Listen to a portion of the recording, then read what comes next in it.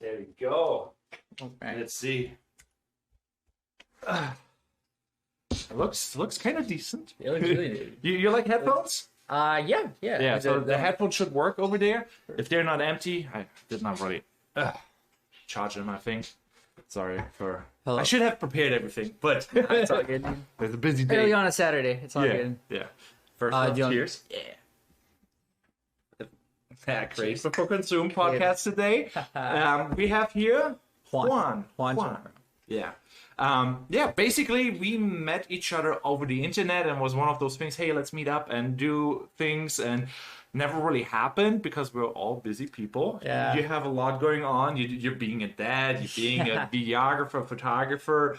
You probably have still a regular job, and then there's like all those things coming together, and then pandemic. Yeah, so the first time I think we talked was like a little bit before the pandemic, right? Because I mean, Yeah, the pandemic was already 2 years ago. So. Yeah, time is running. I was like seeing your stuff. So here's you and Kian are like kind of for me in one bucket because you have a very similar style. It's like Peter McKinnon, really clean, high quality. I'm like, dang, where you approach out of nowhere. I'm like, where does the quality come from?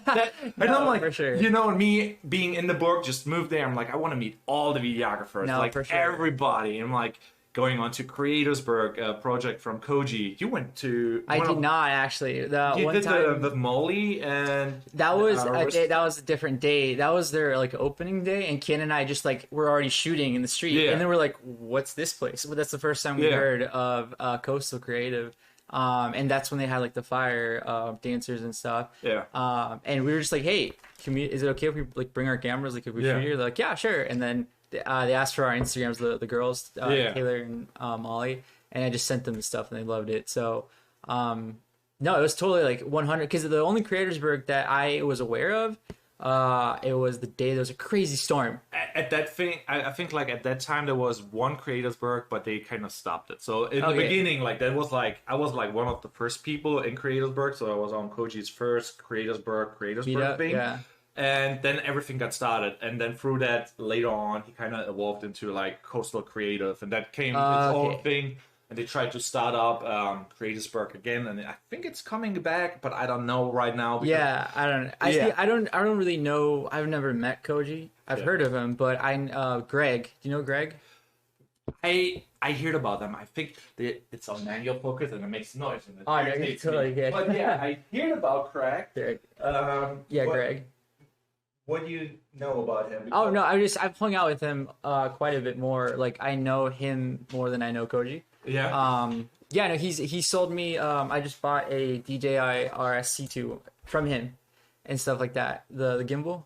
Yeah, hell yeah. That's a good thing. Yeah, no. So I'm pretty good friends with him. We hang Yeah. out quite a bit. I knew him through like Nija and B. I don't know if you know them. Yeah, Nitro is a big one, man. His Photoshop, dude, he's Oh. so good. I'm like, how do you even think of these things? Yeah, it is like some super creative editing. Like I'm just like, I don't want to have him on there here too. Dude, Like, he would- yeah, you know, yeah. if you're listening, you shall be on here too. Dude, no, he's awesome. He honestly, he's like one of the most like creative people, and his girlfriend B. I met Nija through B. Yeah. Because we just had friends in common. But she's like when she has like a vision and stuff, and she Yeah. brings everyone together. She assembles like a cast of Avengers basically. Like, you can do this, Cast of Avengers. you I can do like that, hearing that. You can do this. So yeah, so they're awesome people. Yeah, no, that's like the thing. Like I love like the groups that emerge from a hobby, you know, Yeah, no, for or sure. a profession, however you want to call it. You know, for some people it's just like a side hustle or just a hobby or whatever it is. You know, Yeah. some people have like a big vision board and like a big dream, you know, and they're working on it. It's for everybody different, but in the end, there's still like communities built around it. Yeah, no, and like it's such a I don't know if you've seen that Peter McKinnon video where he talks about this is the loneliest job he's ever had. Yeah. Photography and video, because it's just you're a one man band. You haven't seen it? I'm completely disagreeing.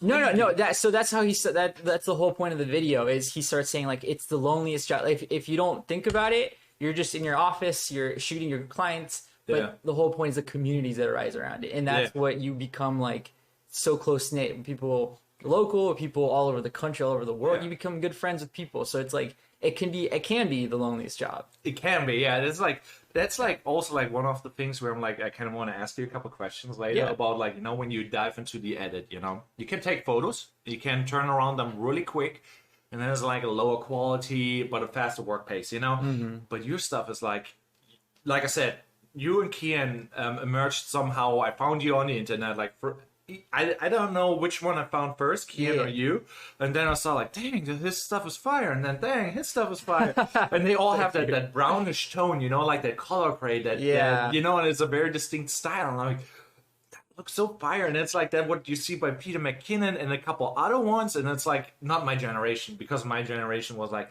Casey Neistat. We don't care about color grading, just like get it done, get it out. Yeah.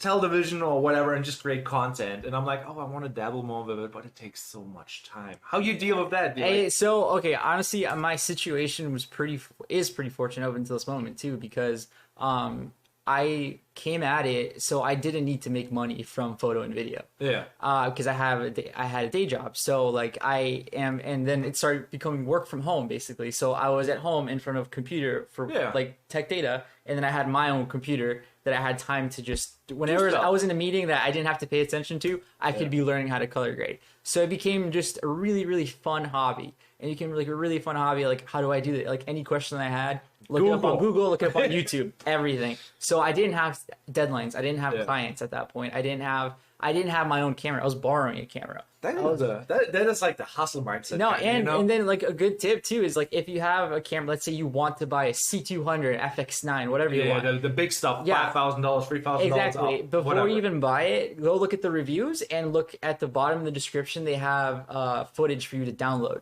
Download that and throw it into Premiere, Final Cut, and learn how to color grade it first. So when you buy the camera, you already know how to use it. You're good to go. So what is your favorite hobby then? Color grading, editing, or taking the... I think my favorite hobby for photo... Or not hobby, or however... No, yeah, for that, like, way to look at it is experimenting with cool, like, rotoscoping or transitions or stuff like I haven't done before, so that way I can show a client, like, hey, I can do this if you want, and they love it. They, like... go crazy, like, whoa, I've never seen that before. Oh, that's really cool. Yeah, so I saw like some of your fitness stuff, and it's kind of funny because like I started out like that too. I was like just doing like my vlogs, whatever. Then I'm like, wait a minute, I can make money with that, you know? And then I'm like working as a server in the Hofbrauhaus, and they shut down years ago, you know. But basically, there was a fitness trainer there, and he's like, oh yeah, I need some video, you know. And he was like preparing for the WF or whatever, like a fitness competition. I'm like, first fitness video, then another one, then another one, then another one. And I'm like, okay, I don't want to see dudes anymore. No, yeah, it's really funny. Yeah, being workout videos are definitely very like not, I don't want to say repetitive, but they all look very similar. So it's kind of cool because you want to like think outside the box, and as long as you have a client that wants to think outside the box with you, it just makes the world of difference. But yeah, I think experimenting with new stuff is one of my favorite hobbies, and that's why I got time. I had time. I had time to experiment and like what looks good, what doesn't look good. I had time to set up my camera in my room and go through 20 different settings and just hold up a sign, know which setting I'm on to see what looks better in my room. I did that too. Yeah. It's like one of the things what you have to do if you want to be skilled at a thing, you gotta just play around like a kid, you know, and you learn the most of it. And be curious. Yeah. Curious. Some people, they don't do that, and then everything looks like really like, you know, but I get that. Everybody, after you did everything for a while, you fall into your pattern. Yeah, and it's hard. Once you're already in a pattern, it's really hard to get out of it for sure. So, but before you get in it, just come at it at every single angle. You know, even if people on YouTube, they're like, "Oh, buy this camera, that camera." Think about for you, because it's very. They're generalizing. They don't know your situation. If you're a wedding photographer, videographer, if you do events, if you do low light, if you do drone stuff, if you do car racing. There's so many things you could do. Like on the flip side, I know like people who don't do any of that, and they do like wedding videography, but they are dialed down like to everything. They're like a machine. It's like it's 1080p in 2021. I'm like, what? But they have free cameras. All everything's like dialed down, and they just shoot. Done. Yeah, it's a pattern. They just go here, there. Yeah, and then I'm like, okay, but you don't do the 4K, and then you don't do this setting for color grading. You know, I'm like. Where some people who are like, okay, I want to make it super creative, and it takes so much time. I think, you're exactly right. It's like a weird trade-off. You're exactly right. That for weddings, but then also for us as like independent people, not even just doing weddings, but like for a client, there's one extreme where it's business. Like here, like I'm just gonna spit out a video here it is. You're gonna get it the next day, the same day. And then the other side is the artist, where you will take a year to finish the video. It's gonna be the most beautiful video, but at that point they don't even want it anymore. They're on to the next product. They're on to the next project. So it's like it has to be in the middle. And I think everyone starts off in one side. You know? I'm doing this for a business. I'm doing this to make money. I'm doing this to make you happy. Yeah. And I'm doing this because I love it. So at one point, everyone starts meeting in the middle, and that's where you hit your peak. Yeah, that's kind of what I want to. Like, for me, it's like, I see, like, so right now I'm, like, on podcast 6 or 7. I don't really know. I have to look on the PC. Yeah. But basically, had, like, some really cool people on already, and I'm like, yeah, everybody's, like, doing, like, that really deep dive on the work and making it the best they can. And where I'm, like, more fast-paced results, you know? But I'm like, okay, I want to experiment a little bit with that. Like, if you see, like, Kian's book video, you know, like, you get the close-ups and whatever. Yeah. And I'm like, I need to show off more high-quality work because I know I can do it, but it just takes so much time to do it, and I have so much stuff going on. I'm like, I mean, everyone's got their weaknesses, and if yours is slowing down, you're at a different angle than what you're saying most of us are, which it's speeding up. Speeding up is a little bit harder, in my opinion, than slowing down, because you're already used to the hustle, and that's good. That's you're already born with it. There's many ways to roam, you know, like whatever they say, 1,000 ways to roam, and it seems like doing the high quality work is kind of like a cheat way, because like everybody will judge you like, yeah, how could you do that? And like that, you know, everybody is assuming you have the same delivery time. They just don't see like how much time it takes, and it's just like, oh, that came out of nowhere. And so this is now his fast work speed or whatever. They don't know. Yeah. And then it seems like, oh, now you have 12 pieces of high quality content, and maybe it took you a year, but that doesn't really matter because they only see that. And then they compare it with like people who put 20 pieces out. I know. There's always going to be someone faster, and there's always someone who's going to do better quality. So you just got to communicate with them and just be like, hey, this is what you can expect when you can expect it. But I forgot to do the intro kind of sort of like I jumped right into introducing. But on Create Before Consume, the goal is basically to talk about procrastination, motivation, inspiration, and all that stuff. Like what makes you tick. So I'm very curious now, what motivates you? Like who are the people you consume, and what is what gets your gears going? All right, so people let's start in order. Let's start in order. What motivates me? First of all, I just had a baby, so that is definitely huge motivation. Just bought a house earlier this year, and yesterday I quit my job. So I'm in my 2 weeks. So you're making big moves. Talk about motivation. Yeah. So motivation. It was just the time to quit, you know. And it's funny because my last day is gonna be December 31st. You got a good timing on that, to be honest. Like when I did that, it was like pandemic started in February, and the next month pandemic hit, and I'm like, I quit my job because they go bankrupt anyways, and I'm like, this is the calling. Got a gig at the Renaissance Fair, had my own photo booth, dude. Pandemic hit, I'm like I mean, there's never a perfect time, and it always seems like, what did you do? Pretty much have it right now. No, I mean, like, unless there's like nukes falling down. Yeah, no, for sure. And like, so honestly, like, I was just time. I was almost losing money staying at my job, and it's the safety net, it's the health insurance. We just had a baby, so there was reasons to stay. But I think at this point, going forward, I'm going to be making more money, way more time with my baby and my wife as well. And it's going to be for my career. I'm not a cog in a machine anymore. It's going to be for me, and I can build something. That's good. Yeah. And it's a weird feeling how you deal with the stress of that, though. No, have you experienced it already? Because like it hits then when you're like, oh, it's middle of the month.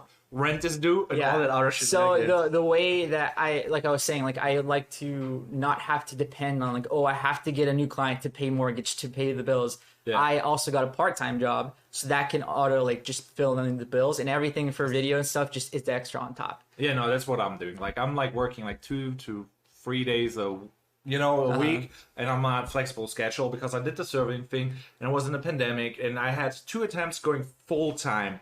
Kind of worked, kind of did not work, and then I'm like, I accepted clients I shouldn't accept. You know, when they're like, hey, here's like $100. I'm like, what the fuck is that? But if I have 8 of them, that is the mortgage, you know? Yeah, because you're coming at it like you need them, and you never want to come at it like you need this job, because then they can sense it, and they're just gonna, but it also like build connections. Then you get a different gig from that. Yeah, but I mean, that should be your decision that you wanted to take that job, like a free job. I'm all for like, if you decide to work for free, you work for free, because you know it's connection, you know it's experience for you. It's something you've never done. It's something on your bucket list. So it just depends. It's up Yeah. to the people. I've never thought like, oh, don't ever work for free, or you should definitely. It's up to the person. Sorry for sidetracking you. I No, think you're we should totally- go back to Dude, we get excited about talking about these things. But yeah, so motivation is to now prove that I can do this for myself and my family. And the stress of it, I think I was more stressed being at a full-time job and having my own full-time job, and then a newborn baby that I couldn't really see very often. That was getting to me for sure. Yeah. So that's my motivation. Who I consume, I think, for like as a obvious reason, Peter McKinnon, like you said. But lately, it's been a lot of Eric Floberg.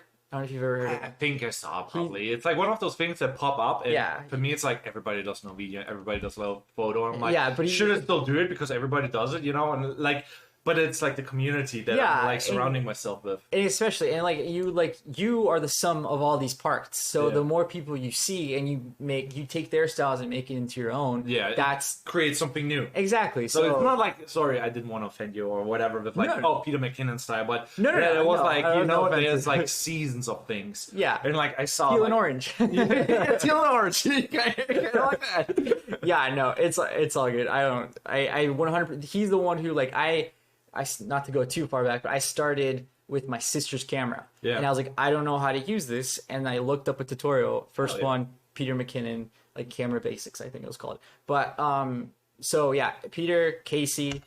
I've seen, I think, every single one of his videos multiple times. Eric Floberg Same. is a wedding photographer, videographer. He's like on the other side of the extreme, like pure art, and like he became a really good businessman. Yeah, okay. Eric Floberg is a really good one, and Potato Jet.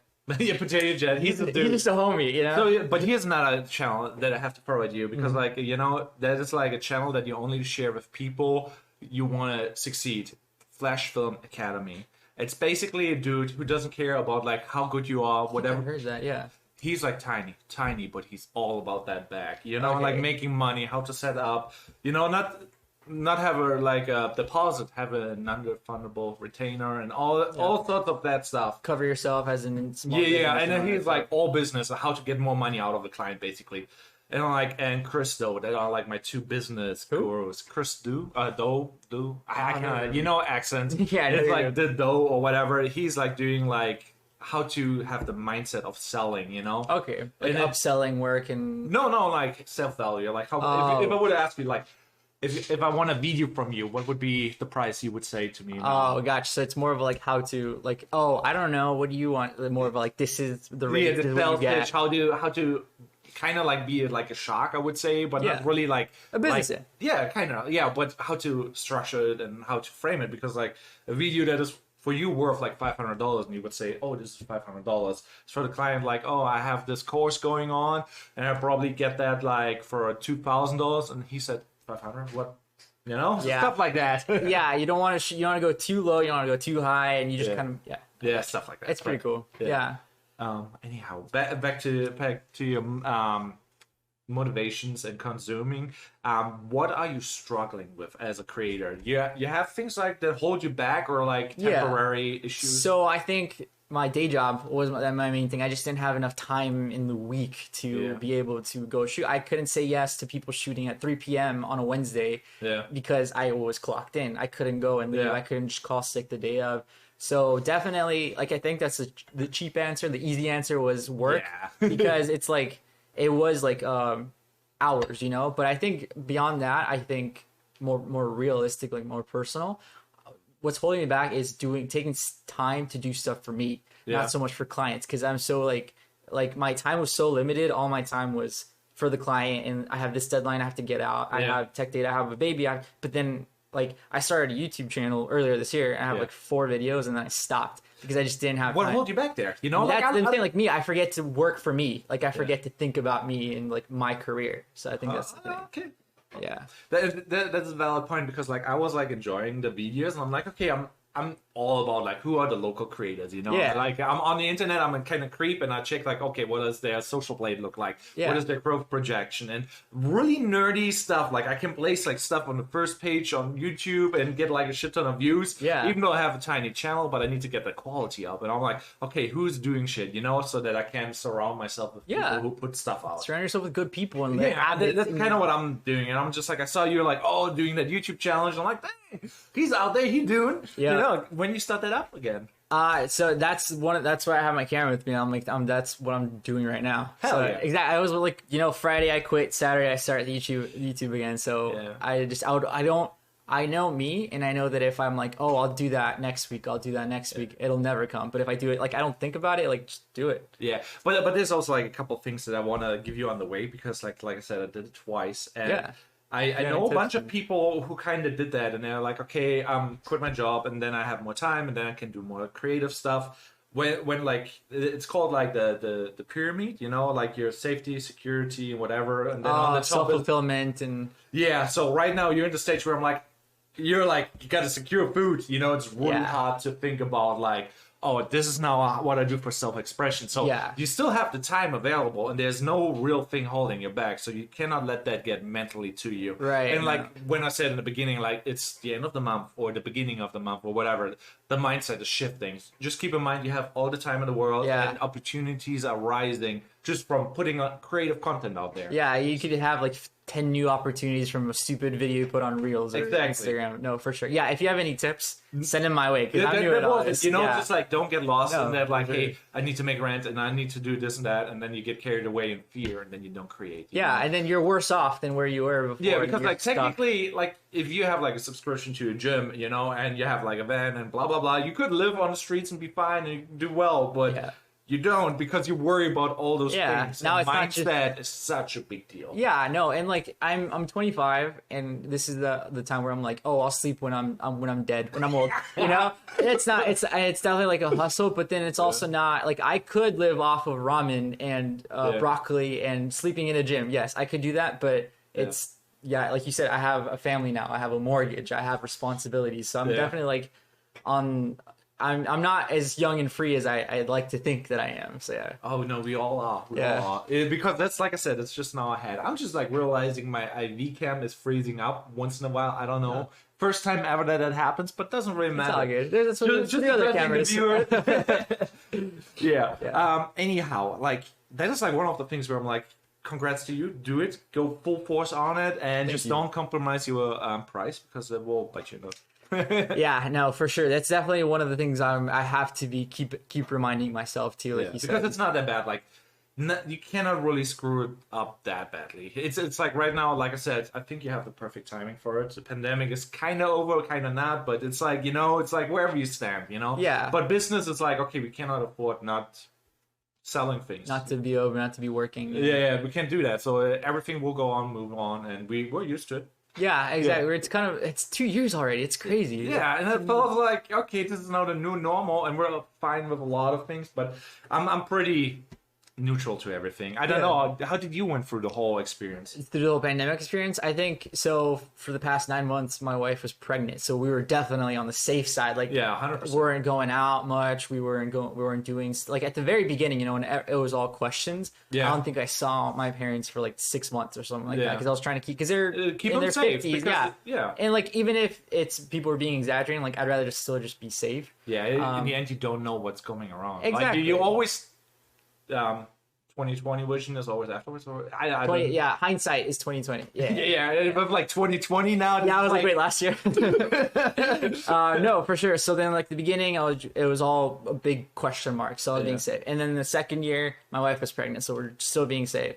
We're just trying to be like she was not working one of the years, and then both years I was working from home. So we're like, we don't really need to be going out much at all. So I was just going out for photos and for like creative things. And then for groceries. That was it. Yeah. So it wasn't bad, and we had projects in the house renovating it. So there's always stuff to do inside the house. So we kept each other busy. It's kind of like me. Bought a house, a project, building your fence. Never ending. Homeownership is never having a free Saturday ever again. Who needs free time? Exactly. Nobody wants that. No, for sure.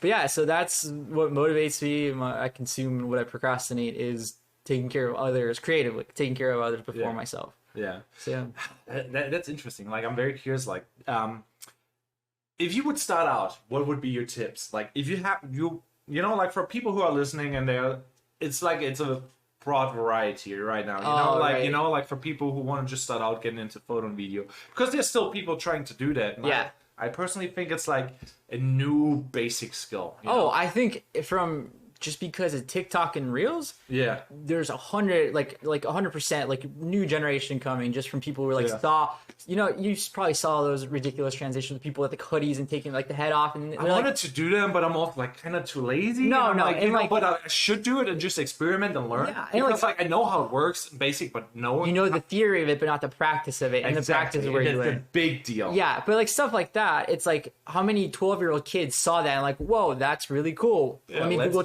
transitions, find Jesse Driftwood on YouTube, and they're like, what's that?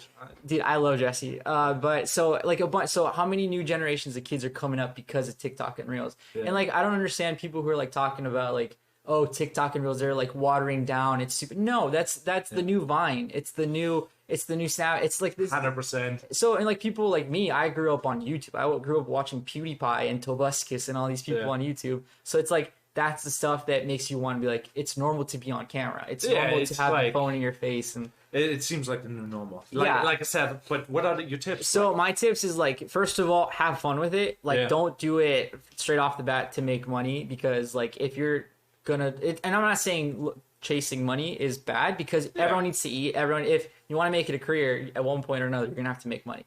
So have fun with it. And because the more fun you have with it, the better you are at it, and the more people can tell you're having fun with it, and the more people want to have fun with it with you. Don't make it. So it's kind of like don't make it work, but still make it work with it. Yeah, exactly. You know what I mean? Yeah, no, exactly. Like the money will come, and once the money starts coming in, it's not going to trickle in. It's going to flood in, because you're already like 2 steps, 3 steps ahead of people who are just like, I need, like, you know what I mean? You're in. If I'm assuming I'm talking to young kids or something like that. Or like people who don't need to make a living off of it. Just start off, be curious, talk to people. Like this community, I feel like is super open. Yeah, it's super like if you have a question for someone, or you can ask them. I think it's pretty open. So ask people who know more than you. Hang out with people who know more than you. YouTube people who know more than you. It's like I know people who don't even use Google. I'm like, how can you live in 2021 and don't use Google? I'm like, I have no questions anymore. I'm just like, I know. So there. Oh, this is how I do it now. If you don't even want to understand it, that's even better, because then you can just the lazy way. Get the lazy way to do it. Like what's the don't explain it. Just tell me how to do it, and you can just figure out backwards. Yeah. Like, no, absolutely. Like, how do you call it? TLDR. Yeah, I'm just like, okay, I just want the information, give it to me. Exactly. Keep speed, and I'm like, I'm there. Yeah, there's some like businessmen who are like, I hire lazy people because they'll get the job done, but they won't, like, they'll just do it the quickest way. They'll get A to B the quickest way, and that's 100% true. But and there's a whole theory about like knowledge isn't inaccessible anymore, because before, to get this stuff, you had like to know about this stuff, you had to go to school for it. Yeah, and then where you get the information and blah, it's like such a, like, we have it so easy now with that internet thing. I'm just like, and it's getting bonkers. I'm just like, so it went from not being able to access knowledge to now knowledge is super accessible, but now it's like a waterfall of knowledge. So now now you have to be niche. The next stage, it's cataloging, like presenting it in a complete package. So that's what like people do courses and all that stuff, or niches and stuff like that. Yeah, so that brings me to a thing. Like that was one of my biggest issues, where I'm like, what should I do for myself? So I did like gear reviews, vlogs, and all that stuff, whatever I felt like it, till I thought like, I find my niche, you know? Do you have like issues like that where like, what is my niche, what videos I want to do for myself, or you're just like not worried with that and you just create? So I'm gonna answer that in two parts. The whole like making videos, and then the niche part. So niche, I think I personally have used it as an excuse to not start, because I'm like, I have to figure out my niche ahead of time. Like, just start, you'll figure it out as you go, because niches are like, you will gravitate towards to what you like. Because if you hate doing reviews, but you're like, I gotta do it because the new MacBook just came out and I need to get the views, that's not sustainable. You know? It's not a good mindset to exactly. And then YouTube, in my opinion, you might just don't listen to me because I don't know anything. I obviously don't have success with YouTube. I'm like everybody. Like, as long as you keep on doing, you will have success. So here's the thing: you just started out, and there's like little things like the quality is there. It just needs like a little push in the right direction. It's the repetition. Like, little things. I can show you how I do my SEO in a little bit if you want. Yeah, no, that'd be. I mean, any tips you have for me, 100% I'll receive. Please. So YouTube, in my opinion, rewards not even quality. And not even like spending a ton of money on ads or whatever. It's commitment. and you have to be committed. You have to, and then the quality will catch up and they'll balance each other out and it'll be good. So can you be committed with something you don't love doing? So you're kind of like, hell no. Exactly, you can't. So then you'll be like going around in circles. And I mean, that's something I struggle with too, is I need to do enough to find what I like to do. Yeah. And then you do it. So that's why the niche, I don't have a niche yet because I haven't done enough. You did a good amount, like you kind of, so it's kind of fun backstory. Yeah. I saw you doing like a photo shoot of the pier, you know, like you took a photo of the pier. Yeah. Like, dang, that was a good photo. Got a bunch of reshares. This is how I think I saw your account. From there, I got into Key, and now it comes back. Okay. You know? Yeah. So the nighttime from the water. Yeah. Is that you're talking? And I'm like, dang, that's inspiring. And I'm like, oh, and kind of motivated me to do one too. And I'm like, oh yeah. First, you're like, should I actually do what somebody else did? You know, I'm like. I do it my way, you know? Yeah. Give it a spin on it and do it a little bit different and like not even trying to be same style, same everything. I'm just like, no, just go out there, take a photo, you know? Because like there's like a mindset to it. And I'm like, it's really easy to get carried away. Like, oh, he did that, so I don't want to click the link and sign up with his, account. And then there's like, in the back of your mind, do you want to support this person by repeating, you know? Yeah. And I'm just like, no, you got to be positive. Absolutely, dude. There's nothing new under the sun. I probably saw a picture of the pier, someone else, I'm like, I want to do that. That's pretty cool. So you just take it, and then someone else sees it, and then it just passes on. The point is inspiring people, others to do similar or better things. So, yeah. So what is your mindset like with other creatives and like, I don't know, like... So, okay, have you ever read the book Steal Like an Artist? I have it back there. It's awesome. And then he did a second book called Share Your Work.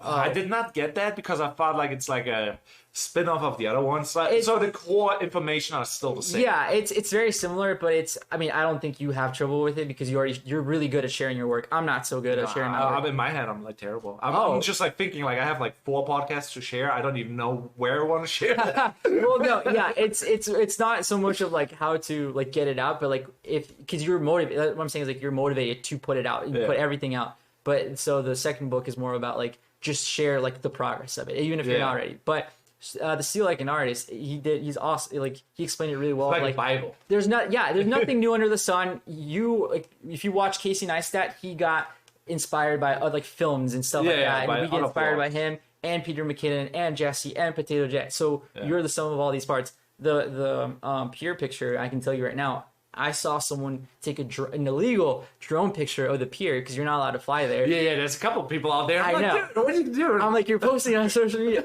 Anyway, a picture of the pier at night, and I'm like, that's pretty cool, but that's high up. I was like, what if he had gone down and taken it like sideways? And he never did. So I was like, guess I'll do it myself. So you got a drone? No. I was on a boat. I was on a boat with like super slow shutter, and I was like, please don't be blurry. And it was a little bit blurry, and I had to fix it in Photoshop. Dude. But I think it came out pretty well. But... I still have like a shot in my head that I want to do on the pier, so don't steal it. Steal it if you can. You know? Yeah, no, but make it better. Remix it. Yeah, no, just steal the idea if you can, because it's easy to say something and have ideas. Yeah, but executing, that's where everything comes into play. That separates the people who make it versus the people who don't make it, because we all know the theory. That's the thing with YouTube and knowledge. Everyone knows the theory.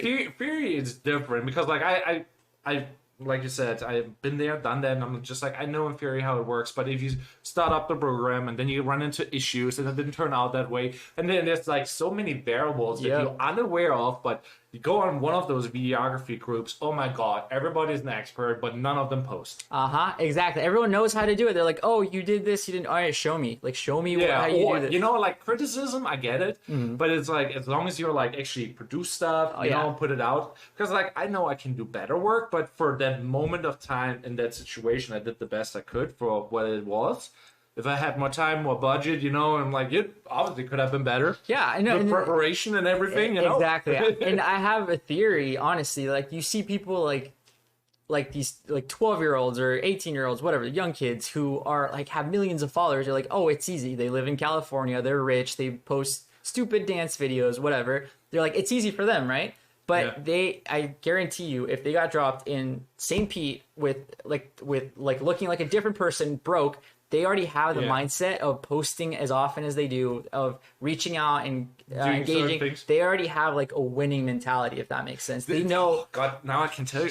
They know exactly like how to do it, and they can do it again. And that it's a big deal. So that's like a thing. Like if you grow up broke, it's kind of hard to not be broke. It's really hard, you know. And it sounds like, oh no, they have it easy. Yeah, they have it easy because they have the right mindset. They got to teach right by their parents. Yeah, and I'm like, there's like I forgot what the name of the show was, but it's basically like a bunch of rich kids get dropped off in a different country without a phone, without wallets, you know, fake names and whatever. And they had challenges like who makes the most money in a month, and they had like certain guidelines. And the ideas they came up with was like bunkers. Like, I'm like, one girl is like 10K. The other girl's like, yeah, I just sold like for a million. I'm like, what? How does that work? And my mindset would have been like, I go from A to B trying to sell a shirt, you know? Yeah. It's mindset and knowledge and just like thinking positively. It's like game changer. You need to like fake it till you make it, almost. Like just assume right now that you have. I don't want to say it like that because it sounds so negative. No, it's not even negative. It's like in the sense of you don't see the numbers, but you have to believe. You have to fake like it's there. You have to believe in like inside your brain that it's already there. It's already gonna happen. Have you ever heard of Russ?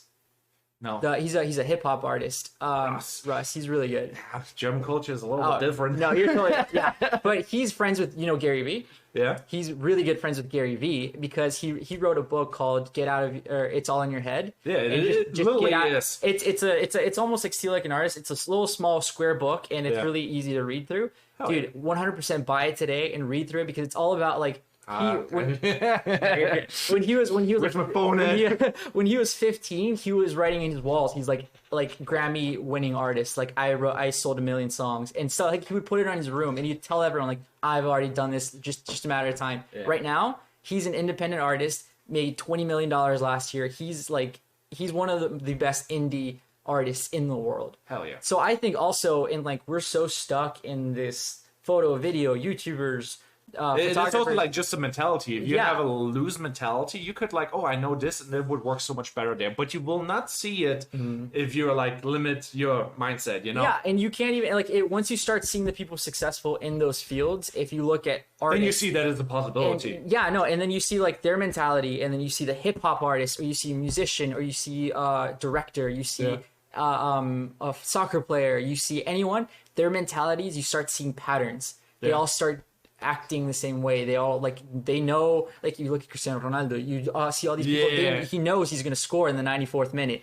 Russ knew he was going to sell 1 million songs. Gary Vee knew he was going to get out of a wine library and be a millionaire. I mean the goal, what he knew in the beginning, I don't know if that was even his goal, you know? Who knows what the goal was, but I think like just like focusing on your mindset, and you know, some people are spiritual, some are like more science-based. I think like your mindset still is like a really key thing, no matter if you're spiritual, like, you know, like energy, or like what they call it, like the law of attraction and stuff like that. I think everything kind of comes together, and like if you want good things happen to you, you do good things and you think good things. If you think negative things, nothing good will come good to you because you're like, oh, I don't want to do this because that could happen. Yep. No, and you're scared. You're like doing that. Like, have you ever heard the phrase "garbage in, garbage out"? It's kind of like that. It's like if you're only having negative thoughts, if you're only like thinking like what could go wrong, like oh, I only have 1,400 followers. Why do I even put like? You're never gonna move on from that. You're never gonna.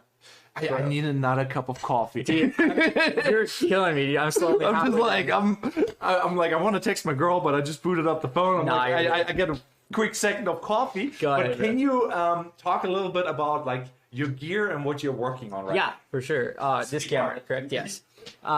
So yeah, I started off with Canon. I started off with the Sony A6000, which I borrowed from my sister, and then I saved up enough to buy a Canon R.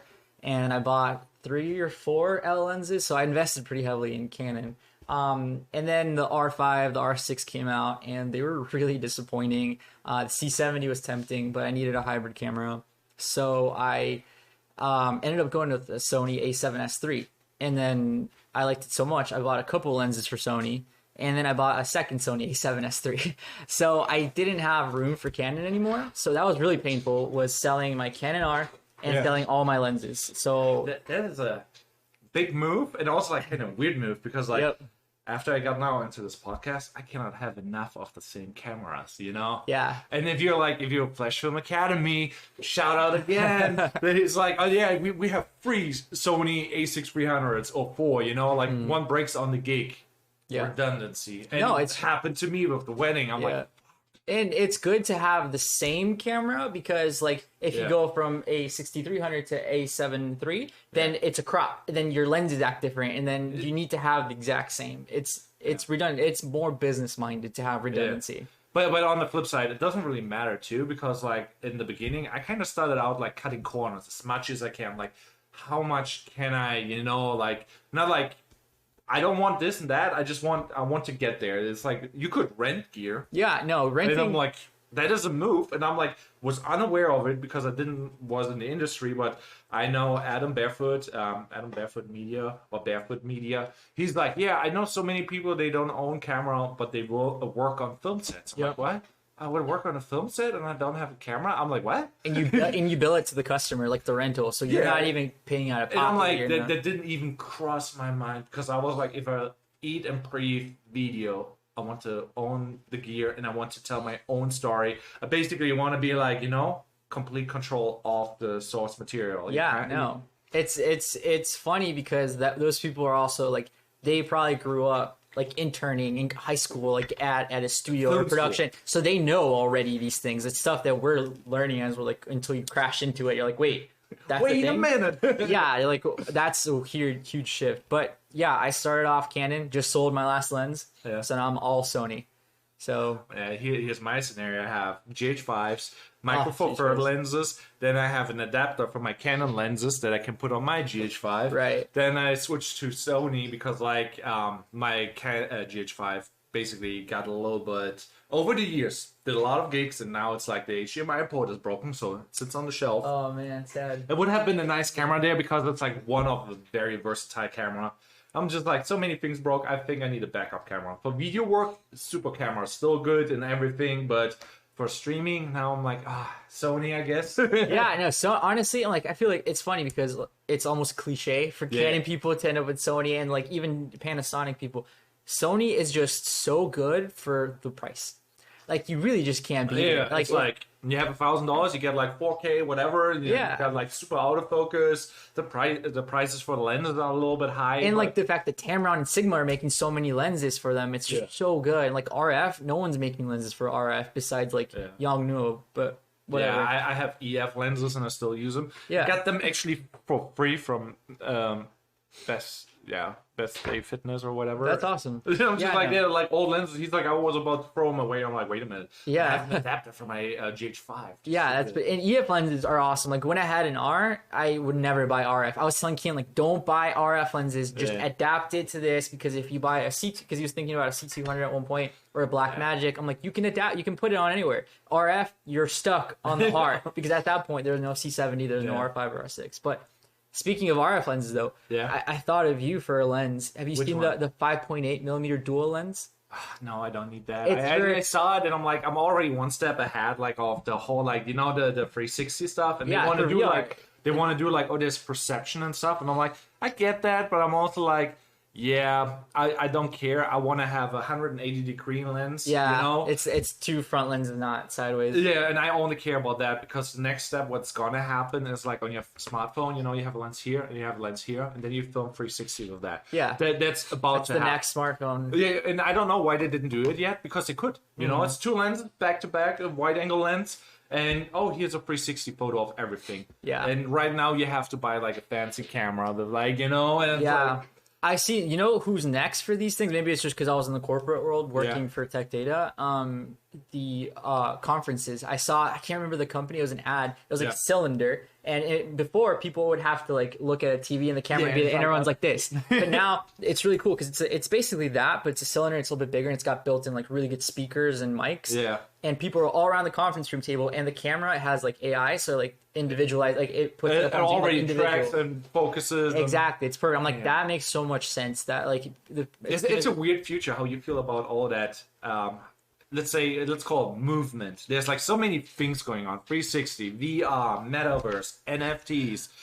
And then there's photo and video. Where's your mind on that? So let's talk about NFT in a second, because I'm just like, many things going on. Where's your mind? So it's funny because now I just started getting into film photo too. Yeah. Which is like, I was like, kind of cliche too. It's very like, Canon, Sony film. Yeah, super. I'm a real photographer. Yeah. Everybody's doing it, so I'm gonna do it. And like, so the funny thing is, like, all these things, it like kind of happened to me too. Like, I can understand why so many people it happens, because I had a friend, no, my sister, the same one who gave me the first camera, she had a film camera in her room and she wasn't using it. I'm like, does this work? And she's like, yeah. And I was like, can I borrow it? Can I get batteries and film for it? And she's like, yeah. So I was like, sure. And then like, because I didn't want to spend money on buying a camera and stuff. Oh my goodness. Dude, do you use it? I used it once with my dad. Oh, Mamiya. So actually, it's a... Oh my God. It's a Mamiya... This is medium format, isn't it? Yeah, it's a medium format camera, real film and everything. My dad basically brought it down for me and kind of went with me on a little excursion on to Fort de Soto. No, not Fort de Soto. Like, there's an island. I forgot the key. I forgot the name of it. Yes, the key? Yeah, I think so. And you can go on there and you're there for like 2 hours. Oh, Egmont Key. Yeah, it's off. Been there. We basically had the tripod and camera on the boat, took photos of the captain, real medium format. That's so cool. We did like some father-son photos, and like for that, it was a really cool experience. Yeah, no, for sure. Yeah. The thing is, it's getting more expensive too. I hand this back to you. I'm like nervous. just put it down there. Yeah, okay. Now it's prop. But basically, like, I did real photos with it, and like knowing about ISO, shutter speed, and all that stuff came in handy, Like, no, absolutely. This is what I would dial down on my Sony, and dial it down there. Hey, it kind of works. And so it's not that complicated. No, it's not complicated. It's not. It's expensive. I think it's just expensive because like film's getting more expensive now, and like the batteries and buying film instead of SD card. But sorry, no worries. Thanks for coming, by the way. Yeah, no, I'm like, thank you for having me. We never met really, and I'm just like, dude, 0 to I want to 100. meet you, and I'm like, No, absolutely, but yeah, I think it is good for like film. I really liked it because it slows you down. Right now, it's too easy to go on high shutter mode, just go. Yeah, going back from 20 pictures or 50, and one is a banger. Exactly, and shooting raw, you just throw it into Lightroom, you can fix it, you can recover anything, Yeah. But this really slows you down. Like, you're locked in, you have to take a second, think about it, like dial it in, like you said. So it's also why I think like if you're like in a creative rut or like creative block, slow down, draw, or just think about like a film you want to shoot and just draw out the scenes, and like it just makes you. That's actually a good exercise. I like that. It makes you slow down because technology is so good. You're just go. Yeah, and you don't think, you just react. Exactly, and then you're like, oh, I could have gone back and shot this from this angle. I could have used this color temperature for a bunch of things. But if you're slowing down and if you have pen and paper and you're gonna have to erase, you're gonna have to think about it. It feels more permanent. And it's more polished too. Exactly. So and more thought through. And then once you get to shooting, it's gonna go so smooth because you already have the list. So I think film kind of puts you in that mindset where you're like, slow down, think about it. Is this really what you want? Especially when you have 36 frames and it's costing you money, you're like, is this really the shot that I want to be taking, or can I make it better? So that's the reason why I like it. Yeah, no, it makes a lot of sense. It's a good exercise because now we have that goldfish mindset. I have an attention span of 9 seconds. I don't know if I even want that, Exactly. It's just like that trains you like, okay, now focus on one thing, and is that thing real? Exactly. Really worth it? You know what I mean? Exactly. So it's all about, and it is kind of like the idea of like Instagram, which you're like, I gotta post today. Yeah. Like, you have to get there. So it's a good cure for social media. It's a good cure for the internet because everything's so focusing. fast. I guess it's like nowadays for this generation, it's like focusing and being like in the moment and not getting swept away with the waves, Exactly. And you like learn to focus and slow down a little bit. Like just think about why you like this and if you even like it and stuff like that. So it is good. And before we move on to the NFT stuff, I was gonna say about social media, something that I learned too at the beginning of the year too. I wanted to make like a creative thing every single day.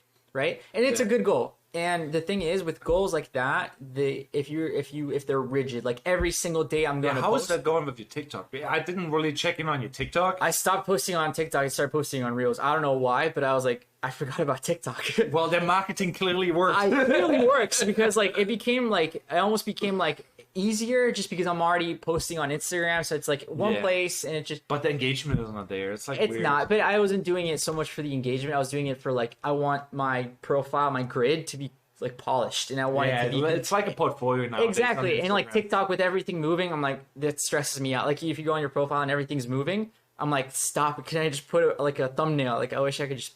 I don't know. It was just a personal preference for me. Yeah, that's it's an interesting point because like right now my Instagram strategy is not existing. Yeah, I'm just like I should just upload more trash, but interesting trash. Basically something that tells my story, what I'm doing. And I'm like, what am I doing? So I just updated yesterday my bio, and I don't know if that's a bio that I want to have. It's just they make it seem too important. Like it needs to be. You need to know this. You need to know that. You need to figure yourself out. Who are you? You know? Yeah, exactly. I'm so like, I don't know. Yeah, no one knows. No one needs to. Like, all right, we're gonna go off into like the college talk, which I could rant about college all day long. But for Instagram, at the beginning of the year, and TikTok, I wanted to post every single day. And the first time I missed the day, my deadline. Like a self-imposed deadline. That's really important. Let me get back to that later. Yeah, no, for sure.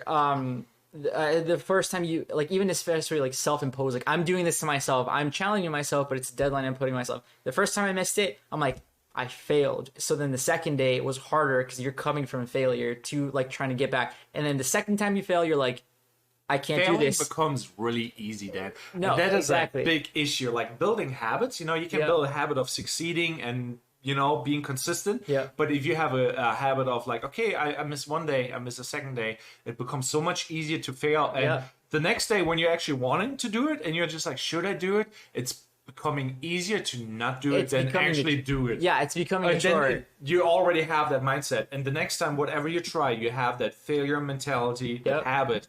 And building habits, like, oh my God, it's like it changes your life. Yeah, no, I 100%. I'm guessing you watch Matt Diavella. Yeah, well, the internet. Yeah, for sure. But he has a good thing is like the 2-day rule. It's like if he goes to the gym, for example, instead of making it every single day, make it you can't skip 2 days in a row. You can skip one day, it happens, life happens, but don't miss 2 days in a row. I tried that, but then it happened. Like I broke the 2-day rule. Yeah, and then, that became a habit. Exactly. Yeah. So it's all about framing it because you're different from him, and he's different there's from no me. clear rules in life, but Exactly. keep in mind it becomes really easy. Yeah, messing it more up. It snowballs and it becomes easier. Yeah, so you get allergic. You need to get allergic to it, like giving up. Yeah. If you notice it becomes a habit, be hyper allergic and force things till the forcing becomes easy. Yeah, and even if you don't, if you're not posting something that you're 100% like this is the best I could have made it, just post it. It's the repetition of it. It's good. So something that I've framed it for myself, and it's become a lot mentally healthier, and I've become better at posting and everything. Is I can try to post as often as possible, like once a day, and then that sounds healthier, actually. Yeah, and then if you don't, it's fine. You didn't fail. You tried today, but the next day try again. Like there's lives on the line. Exactly. Like if I don't do this, oh my gosh. Exactly. And then I look. That made me think back, like looking at all the ways that I post and interact. I put so many self-imposed rules. Like they're just stupid. They're bullshit. And like because but that can be good too. Like, limitations are nice sometimes. No, for sure. Healthy. There's a balance, but I'm talking like for myself, I like posting one reel, one photo, one reel, one photo, and then that's like a stupid rule, Like I made it up myself. And then if I have a reel, and then next up I have a second reel already ready, but I don't have a photo, I'm like stuck. And then I don't post because I'm like, I need a photo. And then I don't post the stuff that I already have ready. So that stuff, it's just stupid. I'm like, why am I doing this? Then it made me like look back at all these things that I do. That point too. Like right now in my mind, I'm going around with a sledgehammer. Does that serve me? No, it does not. Screw it. You know, like 2 uploads on YouTube a day. I'm like, shouldn't I do it? No, I should schedule it out. I should do this and that. And I'm like, why did you put that limitation in there? Yep, do it. But now I'm like, okay, there's probably a better reason for it. Like, for example, with the podcast. Not 100% sure because I know it will hurt me, but it also hurts me more not like, let's say, accept people for the podcast. Exactly. And be like, we got to be worried about like how I space them out. Like, no, I just record everything and just go with it, and just deal with it. That's exactly how you find your niche. When you start seeing like, oh, more people want to be on a podcast, more people are watching your podcast, then that's like, what if you're stopping yourself from $1 million podcast just because you're like, I need to put it in sledgehammer.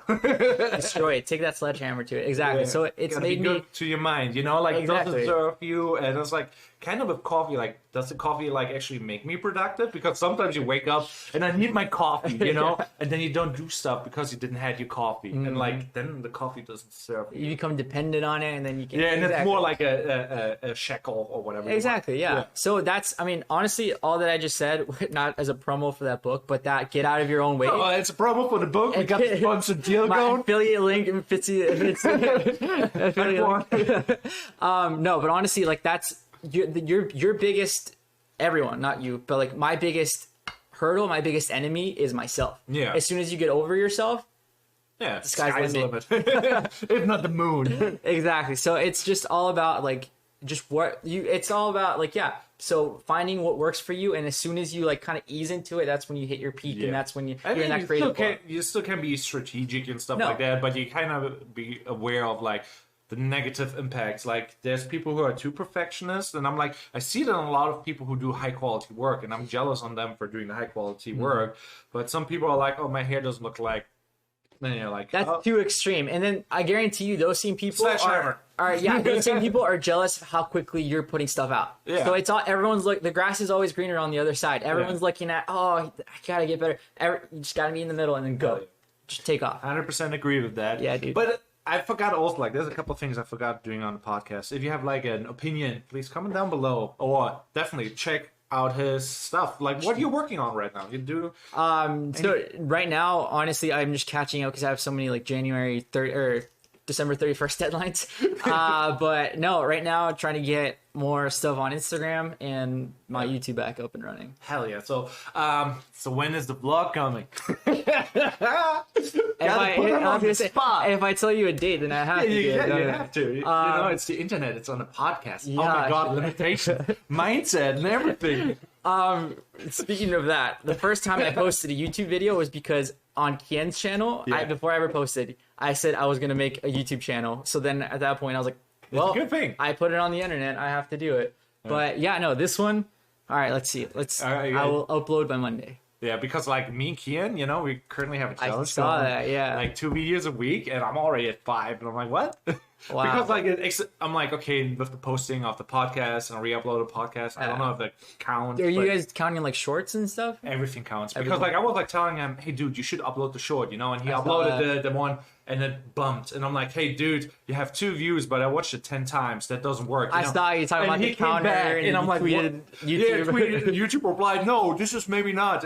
Whatever the algorithm decides. I'm like, what? The algorithm decides? Even if it's not real, so the algorithm can decide, like, okay, what it shows, yeah, and like it doesn't have to be representative of reality. I'm like, what?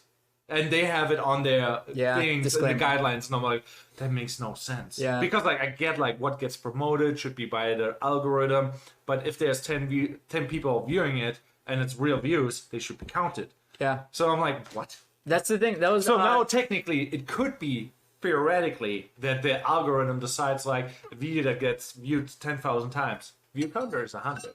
Yeah, no, that's. But obviously, if they wouldn't comment, you wouldn't see it. So so it's like obviously there's a caveat to it, but I think it's accurate.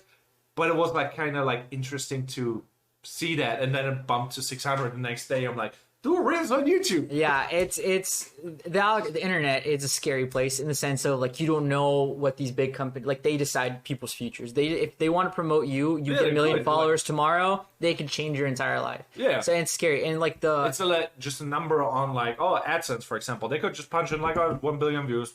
Exactly. No one knows but them. It's all proprietary. It's all behind closed doors. So that was a huge critique for TikTok at first because they came new to the scene, and then there was Instagram and there was YouTube. So all these people had to pay money off of views, right? Yeah. Because of AdSense, because of paid partnerships. TikTok didn't have to do that. So TikTok, some people were accusing them of lying about the views. They're like, "Oh, you got 1 million views off of this," because people are like. I got Could into have views. been. I And they're don't like know. addicted to it. They're like, oh, Because I'm not like gonna the post on this. comments are not really there. Exactly. So and then if you look at stuff, Jesus, I did not even thought about that. and then yeah, so TikTok got that. I don't know. People accuse TikTok of doing that to get super popular and famous super fast because and they weren't paying brands or anything. There was no AdSense behind it. So they had something that was locking them in. They didn't. They used it against them. So everyone's like, don't post on Instagram, post on TikTok. You get so many more views. The engagement is so much higher, but it could be fake. Could be like that's like the thing, like real world results and whatever. That's like a big deal, you know. Like on YouTube, 1,000 views is so powerful because 1,000 views you can really monetize. I think 1,000 views on TikTok doesn't even make anything, right? Everyone gets 1,000 views on TikTok. Yeah. So it's like it's 1 cent per 1,000 views, I think, or something. Like for the big creators, so you have 100 million views. That is the multiplier, kind of sort of. Like on YouTube, it's like the CPR. Like I got my first paycheck from YouTube like 3 years ago when they had different rules. Now they changed it. I'm back to not getting paid. loving the process. Love it. It's a roller coaster. It's not linear. It's just but now I know I have to have the eggs in different baskets. But anyways, yeah, you want to have the real deal, and that is YouTube. Like you want to make money on the internet, YouTube. Advertising, YouTube. Yeah. And it's stuff like you have to treat it like as like, oh, you're so professional invest star. time in it. It's worth it. Like exactly. I'm tiny and I'm getting like bikes. You're getting eye footage. You're getting stuff. Yeah, it's crazy. I'm like, it doesn't awesome. make any sense, but I'm like, I can place stuff on the first page and then it becomes valuable for them. Like, I guess it makes sense. So I should make another video because I love the company. I like had two wedding companies where I'm like, hey, you need that. Put the gimbal on there, run the gun, quick release, move the camera. Dude, yeah. It's stuff like that. That's really smart to do. Like it doesn't make sense not to do stuff like that. But so what do you want to talk about next? College or NFTs? I kind of want to hit the NFTs, to be honest. No, so it was just... let's not go to college, I guess, for like the relatability of like student debt and all that. No, shit. so I don't have any student debt, luckily, because I when I was in college, I didn't have a citizenship. I didn't have a green card or anything. I was on a student visa. Wait a minute. So your accent is like non-existent in No, my English is my second language. I grew up in... You hear my accent, dude? Yeah, I mean, I think it's... Actually, I'm native. No. I grew up... Impediment 2.0. Dude, accents are way... Everyone speaks boring. And, like, people who, grew up in America, their grammar and everything, you're like, what are you doing? Because they didn't have to think about learning English or anything like that. It's just whole... Y'all. Exactly. Oh, man.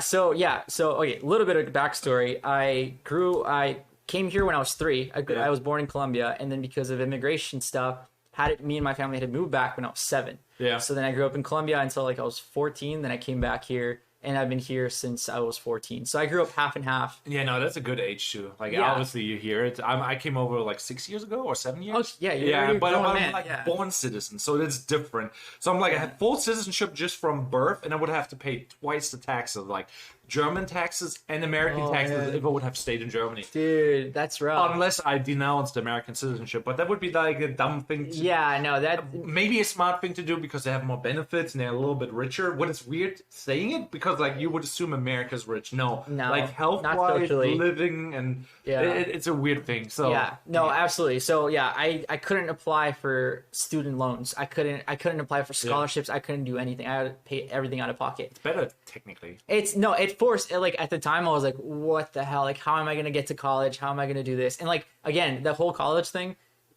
grow up in high school, you're like, I have to go to college, my friends are going to college, what do I want to be? Undeclared major, I don't know, I'm just paying this college thousands and thousands of dollars, and I'm just like, it's like, if you don't, anyone out there listening, if you don't have if you're not gonna be a lawyer, a doctor, a pilot, or someone specific, don't go to college because it's not worth it. Yeah, spend that money. Nowadays, you can learn anything better on the internet. Yeah, and that piece of paper is worth less. Like everyone has a college degree nowadays. Yeah, like, it doesn't mean that you even get the job. It's like one of the things you go to the expert. You want to learn coding. You go to the guy making the tutorials on YouTube about coding. It doesn't really matter if you went to school. If you're good enough, skill based. Yeah, and you build that portfolio. You got to build a portfolio. Yeah, it's super important. And so for like jobs like ours. Yeah. Like I don't understand people who go to film school. Like it's just you're not gonna get a return on your investment there at all if you spend it interning for free. I don't want to know how many movies you have to make. You know, to just even pay off your student loans Yeah, with like yeah. a film degree. Let's imagine like you go to, you're like, okay, you start out on a set, you know, you got your film degree, you're like 40, 50, 100 grand in debt, you know, whatever it is, you know, Yeah. and then you like make one movie and you get paid a salary, you have to pay rent and whatever. Even then, when are you gonna make your first movie? It's not guaranteed just because you have a degree. Like, you know what I mean? Like, it's so many people on sets right now don't have degrees, but they're good, and people have seen their work. Yeah, and I mean, reels. they clearly had value, and like the Hollywood stuff makes a lot of sense, but then there's also the internet stuff where it's like, yeah, make a YouTube series about. It's becoming like this, like the internet's taking over the college degrees. It's already, but nobody. The social thing is like you need to go to. No, that's what I'm saying. Like it's already reality, like the fact is already here, but like people are starting to understand it. It's lopsided. So it's really important. But anyway, that was college. I spent 6 years getting a 2-year degree. So nice. What was it? I started off as a chemical physics major. Hey, that sounds fancy as hell. You're doing some science? I was like, I hate this. I can't do this for the rest of my life. And then I did what every single science major who's too dumb for science did and went to finance, went to business. So I was a finance major. And then, well, that sounds like nearly the next move is like going into like some making some medication kind of sort of thing and stock. It was so then I was like, I hate this. I quit at 2 years after because I couldn't get scholarships or loans. I had to go to the school that gave me the most scholarship money, like not state most bang for the buck, where Americans go for like what has the best name, which took me to Mississippi, middle of nowhere. Because I was a school that gave me the most. For experience. Like Mississippi sounds racist as hell. It was racist. No, it was. Sorry for saying it, but it was like it was a cultural shift for sure. But it was. I mean, there honestly, I met some really cool people. People who are still some of my best friends to this day. And some people have good people are everywhere. So don't exactly. But no, bad like people don't too. I'm talking about the actual state of Mississippi. It's called. It's. Just, I don't know if I can I cuss in here? Yeah. It's called the shithole of America for a reason. It's the poorest. I did not hear that, but. It's the poorest state. It's the lowest education state. It's terrible. It's honestly. Yeah. But I don't regret it because I met really good people, and honestly, like there, it made me think like, why am I doing college? You know what I mean? If I was more comfortable, if I was at home doing college, I probably would have stayed because it's just comfortable. But I was so uncomfortable there that made you move. Mm-hmm. It made me move on from college because I'm like, this is not for me. So gotcha. There's no such thing as like a.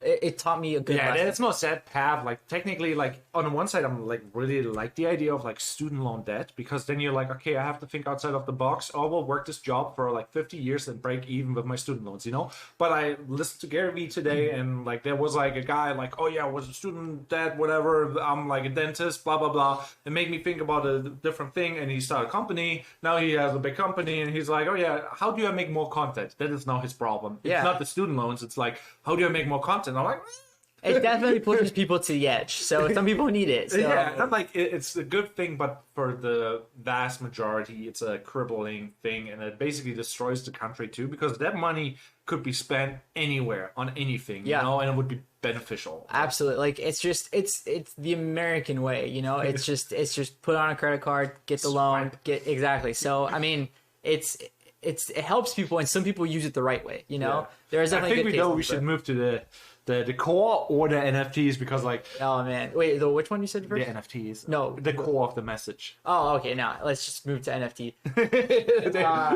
So no, I'm not into NFTs at all. I was gonna say because I watched your talk with Kian and that was definitely more like NFTs. I'm like, and when I watched his videos talking about NFTs and his trip to New York, I'm like, dude, I understood none of that. Like I'm like I know I like the video was really good quality and like I understood him, but like when he's talking about this and that and the party because I have people who own this, podcast I'm like coming that explains it really well. Like Christian, so he's a 3D Etsy store owner, architect, whatever, you know.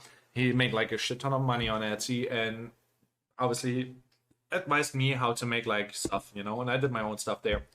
But he explained it like this, like if you send a PDF of a signature over to a different place and you want to verify that it's the real deal and it's a, you know, you could Photoshop everything.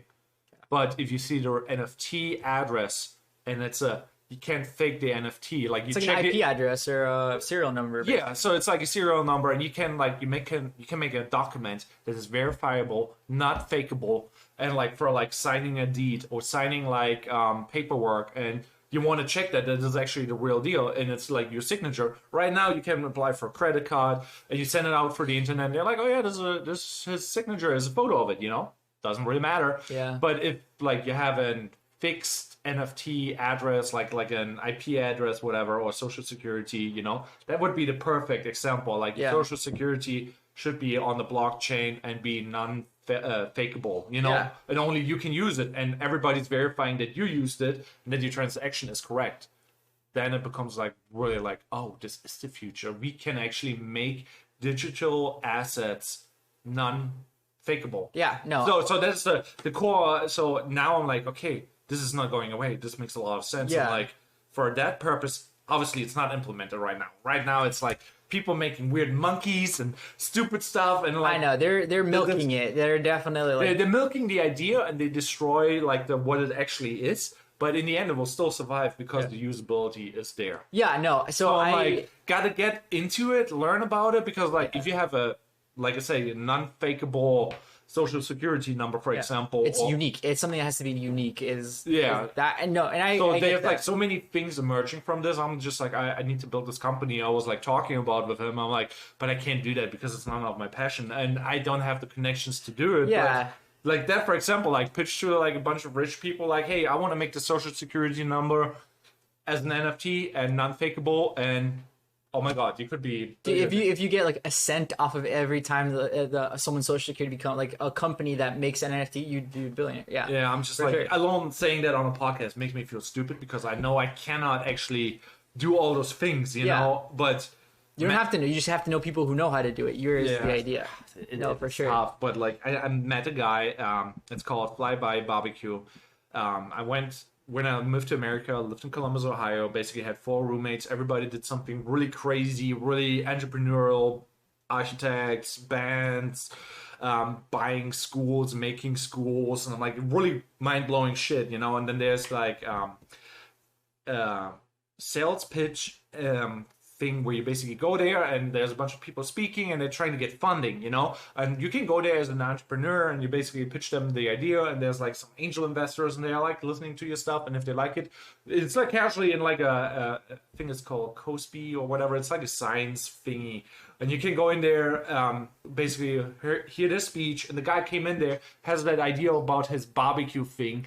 And like, yeah, I like traditional barbecue. It's what my family does. And he just like makes barbecue, and now he has a chain. I'm like, what the hell? And I know this guy. I'm like, what? Yeah. And now he has like multiple barbecue restaurants. And all he had was like, he did a couple barbecue sauces that he made on like a barbecue or family get-togethers. Yeah. Pitched it. Now he has like seven buildings. I'm like, what? Like restaurants. I'm like, what the hell? Yeah, it's that simple. Yeah, it's like life can change, especially nowadays. Life can change like that for anyone. But it's like the sales pitch. If you have a good sales pitch and you can present an idea, and he was ready for it. When opportunity came, he was ready for it. Yeah, and he was. That's all he had. He did not have like, let's say you have like gear and stuff like that and prototypes.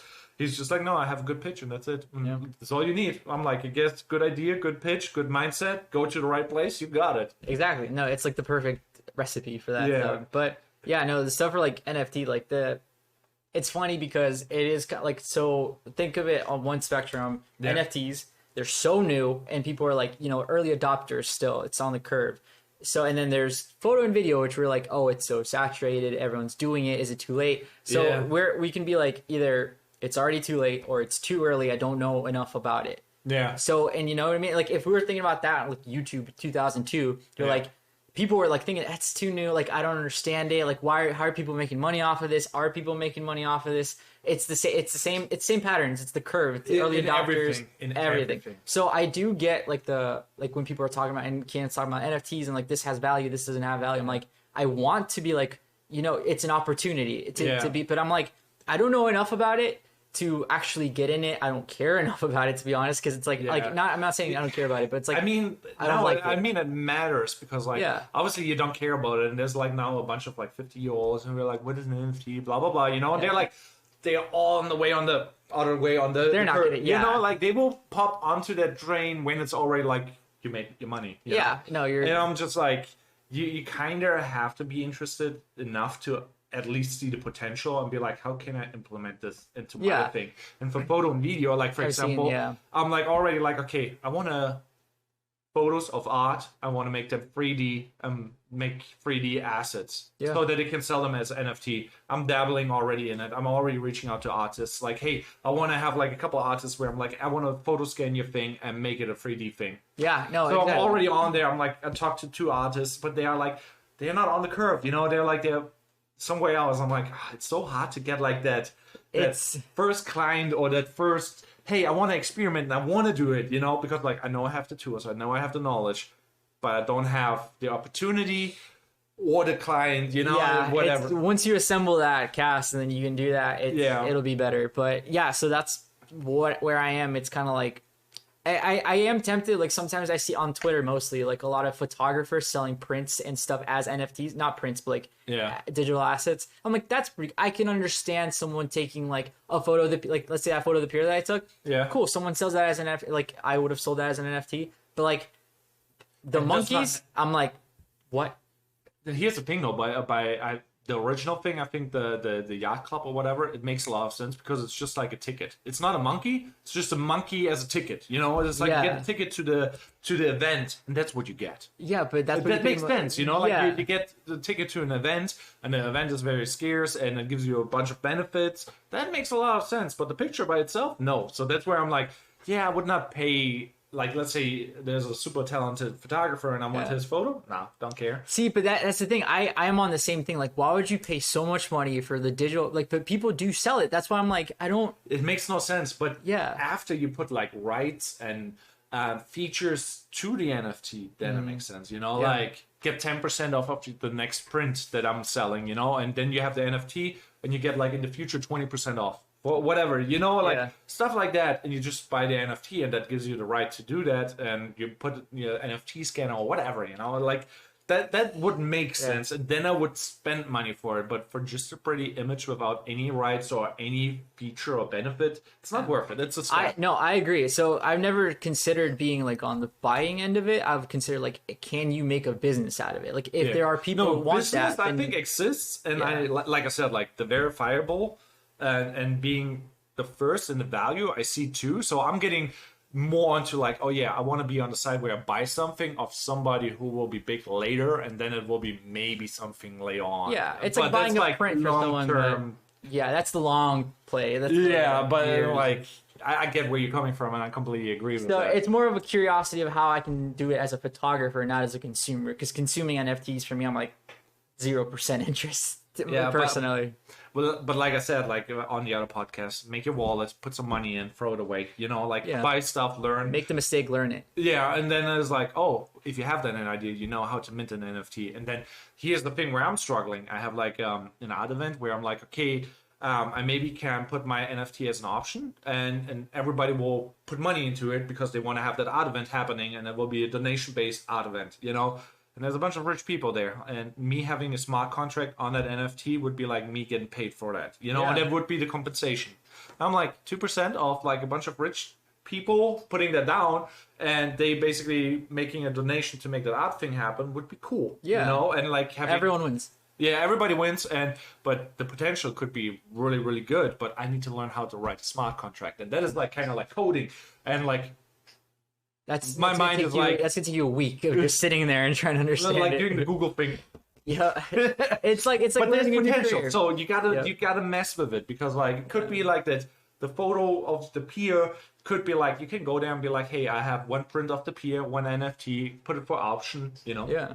No. Yeah. Absolutely. I think you gotta experiment with the ideas. Yeah. No. So the part that like bugs me, like it's in my ear a little bit. It's like, are you leaving money on the table? Like, are you missing out on something? You do, because like I bought shit that was worthless just to learn how to buy shit. Exactly. Someone might learn that with mine and stuff like that. So that's the only part where I'm like, should I be learning about this? Also, like people will be out there like, okay, I have money to spare. I'm like, I will invest in him, and in his idea, and in his idea, and they just want to throw money away. So to see if that will maybe in 10 years, maybe your first NFT is now worth a lot. Yeah, exactly. Could be like 50 years in, that is like a rare item, and you're like, it has sentimental value to you, and you're like, oh yeah, I want to buy it back or whatever, you know? Yeah. I don't know, but it's like a weird place. Yeah, it's weird. So that's where I'm like, I'm too busy. Experiment. It doesn't take long. 10 minutes, you have a wallet, and then buy something and just throw money away. And most of the things are so expensive that you cannot buy them. And you see all that stuff, it's worthless, but it costs a lot of money. But if you put something out there that is affordable, they just buy it because of it. That's what I finally affordable, something affordable. That's what I did. And I'm like, somebody made like $30 of me, and I'm like, okay, it's $30. I bought a weird ape. Yeah, but I'm like, it's the learning experience. I'm like, oh, now I had to do certain things, like the actually doing and not doing. It's like, you know, if you wanted to do it, you have to first learn how to do it. Yeah, it's like with everything, with theory, and then the practice comes. Yeah, so that's.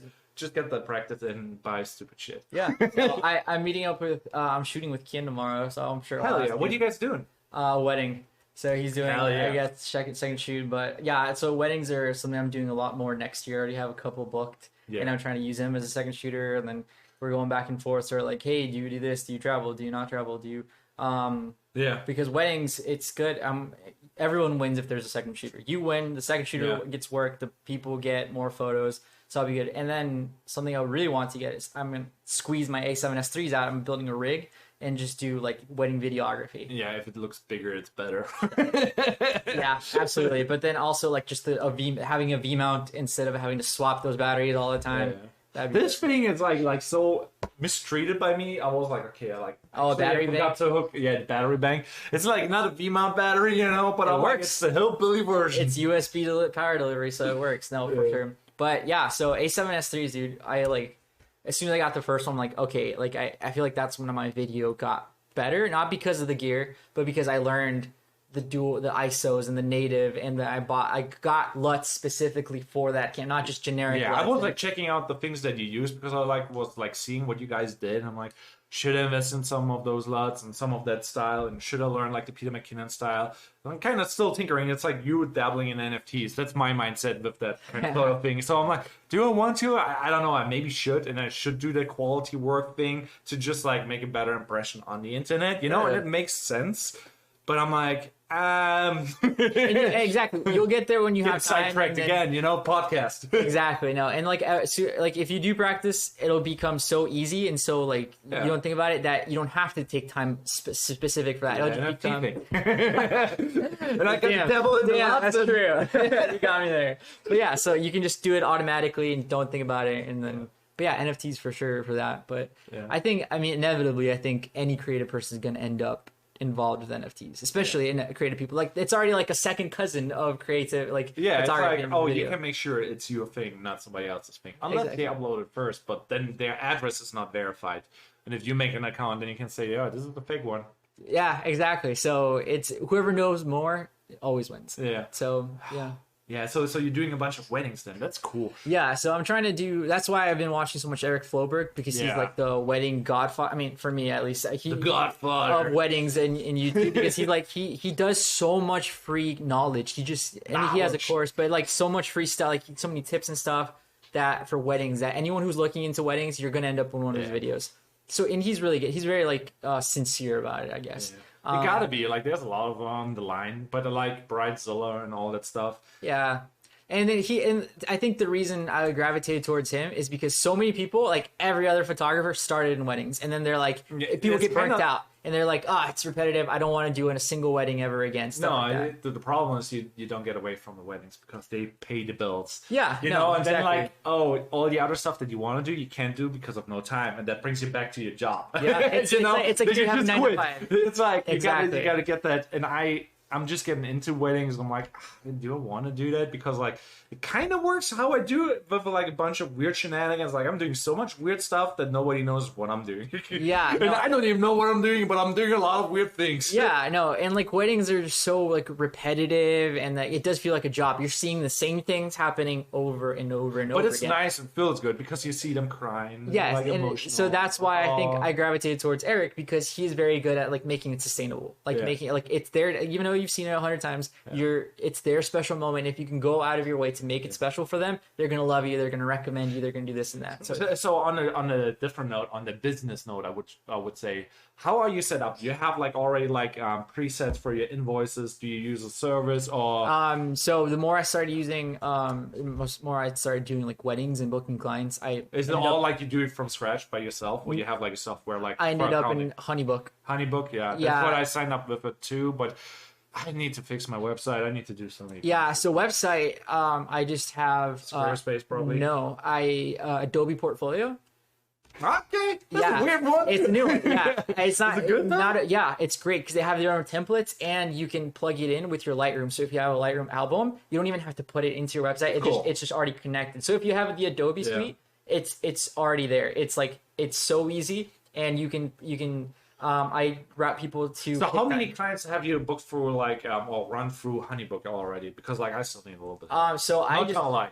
Yeah, no, you're good. There's no shame in my game. No, it's absolutely everyone. I mean, I had to ask someone, or I had to YouTube someone for everything. So so this is when I started deciding that I was going to quit in December. Yeah, that's so when I started ramped up like I'm investing in Honeybook. Exactly. Get the 7-day free trial like me. Yeah, it was actually I got a code, so it was a year for 50% off. So it was great. It's already cheap, like unless you make a set amount of money. Exactly. So I was like, oh, so I could have done the 7-day free trial, or I could have done a year for half off. I was like, let's just do the year. I was like, I'm quitting and I'm investing in myself. I'm gonna get the year then. So I've only booked 3 people because it's. How was the experience? Because I still need to have my first person booked through that. Yeah, I mean it was easy because for everything else I did specifically for weddings, right? Because weddings are just more intricate, more money, more you want more contact, look more professional. Exactly. And you wanted the contract, you want it sealed, you don't want to have. Did you see that thing about the photographer who didn't get food, so she deleted the SD card? Yeah, like follow move. There's always like crazy stuff happening at weddings. Weddings are just it's a lot. It's a big event. So I wanted to put that through Honeybook. So before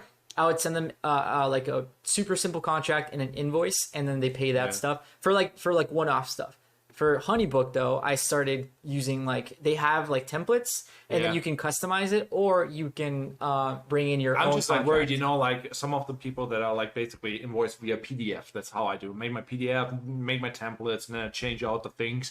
Takes a lot of time. It's really annoying. Yeah, you know, and really I'm just like, okay, setting that up and then switching over to something new, and then you mess it up. You can import the stuff you already have, so that's really good. So you can import your PDFs and send that, and then you can just make it so that instead of them Venmoing you or PayPaling you or a check, they can pay on the website and go straight to your bank. So for them, it's like, here's my contract, here's the invoice, here's where I pay, all in one website instead of opening a PDF. So they open a website, so that's what they see. So that's like the thing, like I don't know what they see, you know. It's like obviously what I'm like, oh, there's a template, I can do this and that, and I don't know what the experience is of the buying side. No, so I mean, to be honest, I've never seen it from the buyer side. I sent myself the guest link so I could see it too. It's just it's like it looks like a Facebook page almost. Okay. So it has your logo, it has your background, and it has like let's say their name, and then it has the contract, and then second tab it's the invoice, third tab is pay here. Yeah. And you can set up a payment schedule too. You can set up like I need 50% upfront and then 50% day of. So then it auto. So many things still need to do, you know. And it auto reminds them. The cool thing is that it'll send them emails like, "Hey, your next payment is due in 3 days. Pay now." Yeah. So you don't have to even think about that. Here's another thing. What I want to challenge for you. You know, next client that is new that you did not have, double your price. Double my price. That's a thing that I had, and it actually lead to so many good things. Yeah. So it's like a mindset kind of sort of thing. Like Adam, he's like, "What is your day rate?" You know, and I'm like, "Oh yeah, 200." That was like back in the day. And then I'm like, I doubled my price, 400. Booked a client. I'm like, oh, what happens if I do it again? It can happen, yeah. And then like, oh, now my day rate is 800. And, you know, and like, and then I'm like, man, Jonathan, we shoot the same gig. I'm like, guess what? I was doubled. Yeah, dude, that's awesome. No, that's then it's a powerful thing. Like, you know, whatever number you have, person you had is like your anchor. But like, fuck that anchor, smash it. Yeah. And like, okay, double the price. You know what happens? You lose a client, whatever. But the client will be like, oh, couldn't afford it. Yeah. Oh, it's good. It's a good it's psychological. Almost. And it's good for your mind because like after you book them on, you're hype. Yeah, you know? No, that's very true. And like I had clients who were like, "Dang son, got it." I'm like, it's fun. It's exciting when people say yes and you're like, oh, are they gonna say no? Just double it and see how far you can get and what the new base is, you know? Yeah. So this is like where I'm like, oh, and they're still like where I'm like, I hear from other photographers how much they charge and how much they make. And I'm like, oh my God, they make how much? And you know, and how many people they book. I'm like, what the hell? Yeah. Yeah. I'm like, it's definitely like if you're getting too many yeses, you're too low. yeah. Yeah. So there's like a couple of things where I'm like, apparently there's like a girl who makes like 2 gigs in 2 days, $3,000. I'm like, what the hell? What? And here's me, you know, struggling, you know, and the struggle is real, but apparently it's only real for me because that's my mindset and the tools and knowledge I have. You know what I mean? Yeah. And so it's although I will say that the tools and knowledge are like 20% total and mindset's like 80%. Yeah. Because there are people who like you could send us. out the PDF and the invoice and make them agree to something if they believe in the value you present and. Yeah, and there's people with less gear, less even knowledge than us, but their mindset's so much better. They're making more money. Yeah. They're getting with less than what we have. So it's but so that should be positivity mindset kind of sort of thing, like double the price. It's like one of my favorite thing. What I'm like, oh yeah, well, you know. Yeah, I'll let you know. I'll text you next time. And then I'll do just get a no or a yes or whatever. I want to hear about the yes, not about the no. I'll tell you about the no too. You did this. I want to at least hear 3 no's or 1 no. Yeah. No, that's good. No, I definitely do. Keep it in the rotation, you know, like do 1 healthy. Regular, 1 double, and then 1 regular. Yeah, I'll do that. So what's up with what are you working on next? I will go without the Insta Go today, getting messed up with alcohol and basically see the Logan Paul fight. And that in Tampa? Yeah, it's in Tampa. And I film a podcast. I don't know. I hear that will be on the podcast, I guess. I don't know. Austin talked about it a little bit. I'm never really aware what's going on. Just go there, drinking some beer, doing an off-the-chain podcast, like really real. They don't really have like a sad, fixed theme, you know, what I'm trying to do, like all about creating. It's all around Tampa, but basically, we're drinking, going to the Logan Paul fight, and that's the thing. Cool. And then I'm working on like a bunch of tutorials. I want to do like more videos and the brand deal, obviously, that I want to do because like I love their products and dude, they're awesome. Yeah, so there's another thing where I'm like, I wanted to do it, but I did not do it at all. So it's called the Holy Grail. So I call it like that. I had that idea for a long time. Monopod, gimbal on top, quick release, run and gun photo wedding. So that's basically the Holy Grail. Yeah. And that's the video about. Like, I use it all the time to film myself for YouTube. I do it all the time, blah, blah, blah. I recommend it to other people. Like I said, 2 wedding companies started buying iFootage because I told them, like, you're so much faster than, like, tripod.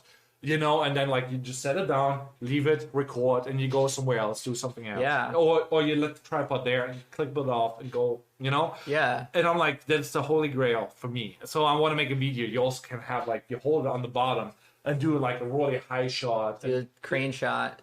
Everything, you know, and I call it the Holy Grail. I wanted to do that video, but I have so many video ideas and I flood the YouTube channel right now with the Create Before Consume podcast. Still need to figure that one out. And obviously, I have to still finish another wedding video where I have to make the highlight reel. Like, need to fix my website and hit it again, like with the Honeybook. Honeybook. Too many things on my plate, and then I have like Blender stuff going on with a big event, and I'm like, it's good. Hey, at some point, maybe you need to like delegate too and get like a person to do the busy work for you, and just give them a little bit, and then you just the thing is, like, on some things, I'm like, you know, cutting corners, like being on a low budget just to get the thing and then do it. But it's a new thing, what can lead to a lot of things, and it's like, it's really bipolar ADHD, like a lot of money, no money, a lot of opportunity, no opportunity, really fulfilling, no, not fulfilling at all. And it's like, I'm like bouncing, like everything is really good right now. Yeah. So I think like for you, like going full time is like a really good time. Yeah. So just from the feeling, like if you want to have the feel of the business, a lot of opportunity and money is there. People are working, everything is good. So perfect time. I'm excited, and like this town, this city is like so creative and artistic, and there's small businesses everywhere. Like Yeah. Like we're it's not like we're living in like places where like, you know, there's just big businesses that have a corp like their also, own. there's Tampa. Like Tampa is big. Yeah, Tampa's like this on like, I mean, I like St. Pete a lot more, but Tampa is like this, but almost like just larger, like just taking up to 11 for sure. Yeah, but and it's like also like kind of like a weird part now with like, oh, rent is increasing. A lot of like small local people getting pushed out, what kind of sucks, you know. Yeah. But it's like kind of the reality, and then there's like those small businesses are disappearing, and I'm like trying to focus now on more like, oh yeah, people with money. What is kind of hard to do because then you really need that high quality work instead of like a lot of little things. So I'm like, so I have to refocus my output a little bit because like I can do both, but I usually don't because I don't care enough. What is bad, but no, it's something that I definitely need to focus on too. That's one of my goals for like January, this upcoming month, is doing spec work for the type of client that I want, if that makes sense. Because like if you that's what I mean, like Kian, for example, like all those like product videos I need to do for my own product, dude. And I don't do them. I have the cameras here, I have the gimbals, I have the knowledge. I'm just like, I guess I gotta do it. That's the thing. Like that's the same that I was telling you about, stuff that procrastinate. It's for stuff that's for you. It's sometimes like harder. Like you need to remember to do stuff for yourself. And that's the self value too. Like if you don't value yourself enough, and I need the client's not going to value you either if you don't value yourself. Yeah, so that's the thing. Like you got to focus on that. And I'm like, oh yeah. It comes all together. It's like the mindset. Yeah, absolutely. So I'm trying to get like do more spec work for the client that I want, because what is the ideal client? Like let's ask that. So I'll merge that with the question I get asked a lot. It's like, what's my goal? Like, what do I want to be? Do I want to be a filmmaker, a director? Do I want to do work for a production company? Do I want to have my own production what's company? the goal? I think my goal is, I do kind of want to have my own production company. Yeah. But I want to have it classical filmmaking. No, not so much for that. Not for movies or not for shows or something like that. I want something more like for independent, like creative stuff, like more like let's say I'll do a bunch of TikToks and whatever. Not so much for social media either. More of a music video for like Russ, for an artist that I really like, or a doc on an athlete that I really like someone. So something. It's like the triangle. I want something that I have the budget for, something that I have the creative, they trust me with the creative freedom to do it, and it's a topic that I like. Yeah, and which is the money, obviously. Yeah, the budget. Yeah, it's because like there's so many like local like artists. Oh, I have 15K followers, 5K followers.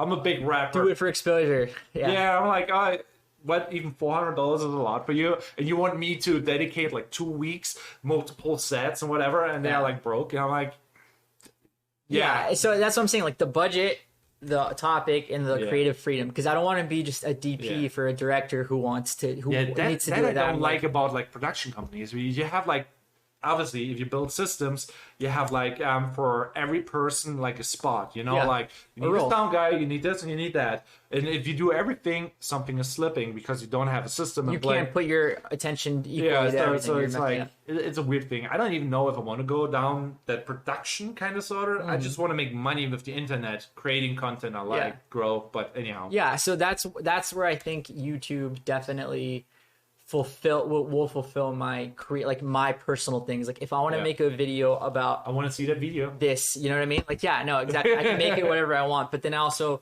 want to have something that's my career, and then at some point YouTube and my career will mesh. But for my ideal client is someone like that, someone with a topic that I really like. That's something like that, like it's the topic. I don't know, do you watch soccer at all? Yeah, kind of. I'm like not a big like, how do you say this, superficial guy. I don't like cars, don't like sports, don't like anything. I like things, I don't know, I'm weird. Yeah. No, I like YouTube content. Okay, then exactly. If you were to be able to do a doc about Gary Vee or something like that, so stuff like that, it's like someone you like. So that's my ideal client, someone you already look up to and you can work with them. And it's like working with people I've looked up to. That's something that I would love to do, and have the budget and have the creative freedom. I don't want them to be like, this is what I need, just get these shots. That's not something I like to do. Yeah. So that's my ideal client, and that's my, even brands. Like I'm not talking about just specifically people. Like if I like working with GoPro, can you imagine if you were in charge of making an ad for GoPro or something like that? That's like the thing. Like there, you don't get the freedom probably, or you get the freedom but you don't get paid. Have you seen the Casey Neistat thing where he Nike gave him a budget to do that, and he just That's where he had the creative freedom, the budget, and it's someone he liked. That's like the perfect trifecta. But there's a thing too with GoPro. Let's say you get the new GoPro. I hate GoPro, by the way. I bought all of them. They all suck. They all freeze. They break, and they're just a big brand, and the brand kind of keeps it alive. Yeah, the marketing is just such a machine that's better than the product. Here, let's talk about the marketing, because they have that $1 million shot. So if you get them to post a shot that you take on the GoPro and you submit it, you get $1 million. I didn't know that. Yeah, and they already filmed it. If you look it up, it's like the GoPro 10 $1 million shot, and if you see your shot in it, you get $1 million. And it's like crazy shots. Everything shot on a GoPro Hero 10. It's like volcanoes, fish, FPVs, and it's like super cinematic, super dope. But obviously, there's what did they say? 131 countries submitted, that many million clips, and yeah. So there's a chance if you aim for it, you maybe can buy a GoPro, and like for next year's when they have that every year. So basically every year they you get the super creative, super dope shot, you'd be a millionaire. Yeah. Some people spend though $100K to get a shot. So yeah, it's all return on investment. And if they get it, then cool, that was a good investment. But honestly, I think I had like a GoPro 3 or something back in the day. Very reliable. Yeah, and then I just wasn't. I was like a kid in high school, and I was like, I'm not. 4 is good too, but after 5 it got really buggy and bad. Yeah, I went to the Videographer park.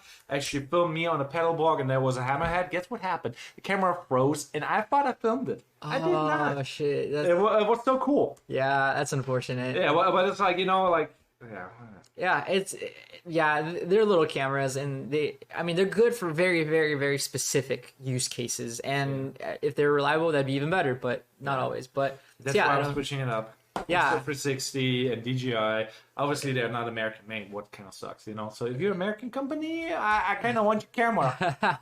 Is GoPro American made? I didn't even know that. I think it was. The company's at least American, and outsourcing, and then that makes sense. But no, so right now I'm just rocking 2 A7S3s. Just casually, I'm just like, but I use that for photo too, which that was a learning curve because you don't have the. I went from 30 megapixels to 12 megapixels, but then I was even like the Canon, like the old Canon cameras, I think like the 1DX Rebels has 15, and whatever. I think like even the Rebels look good. The Rebel 7 and Rebel 9. Yeah, and it's all lighting and it's processing and so I was before I bought the A7S3. I was like, all right, is it the A1? Is it the R4? Is it the A7 IV? I thought about the R4 to get for photos. But I can't do 60 megapixel photos. That's just, I don't need it. I should go away from I'm doing video because it takes too much time. It's too much work. It's not getting rewarded the right way. And you do everything like a wedding photo. You get the same pay as a videographer, less work. Yeah.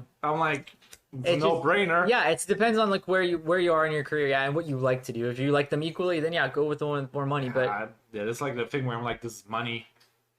Yeah, it's kind of cool. Yeah, exactly. You know what I mean? Yeah, no. And then when the A7 IV came out, I was like, all right, this might be perfect. This might be 30 megapixels again, which what I was used to. Pretty good 4K. The 4K 60 cropped in, and then I was like, it's a little bit worse, and all these. I was like, you know what, 12 megapixels. I tested the heck out of it, dude. I was doing cropping it a ton. I was putting it on Instagram. A lot of my Instagram photos are just tests of how good 12 megapixels are for social media for prints. I printed out some photos. I was like, 12 megapixels. So you have experimented with sales prints? Because I see a lot of people doing it, and I don't buy them because I'm like. A little bit. So, when it's free, then why not try? Because I use PicTime, and you can link it to your website. So it's super easy. And you can either do it so that when people buy it, they contact the store, they send it. Yeah, so you don't even have to think about it. Kinda. Or you can do it yourself, self-fulfillment. And then you make more money, but then you have to do an extra step. So, it's free though. So why not try it? Yeah. It's good, and people can buy it, and people can buy prints. Couple sites where you can sign up with you upload your client photos and they can pick and choose, and then they can have a mock with. Yeah, no, I don't let people pick and choose. I'm like, these are my selects. These are you particular about that a little bit. It's so there. I only do that for one client. He's one of my people on retainer, so I do them monthly. So and it is easier because we shoot so much throughout the month that he is actually helping me out by looking at the pictures and doing that. But for people, I don't give raws. I don't show you selects. I give you the final product because it's like.